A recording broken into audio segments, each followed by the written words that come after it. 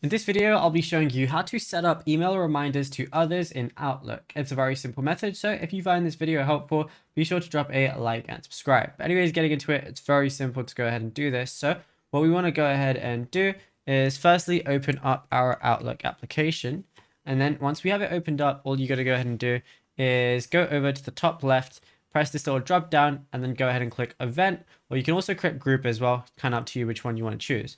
Now, once you're here, all you got to go ahead and do is add in the title for whatever you want. So let me just do like something like others reminder or anything like that. And then you just put your required attendees. So you can put multiple people if you want to. And then once you go ahead and put them all, you can choose if it's a team meetings or not. And if it's a reminder that's like every week or every month, you can turn it from an event to a series. And then you can choose exactly when it's going to be happening as well. And you can choose if it's recurring or not. And you can, choose when to stop it, when to start it, how often you repeat it. And yeah, it's literally as simple as that. Now, if you found this video helpful, be sure to drop a like and subscribe.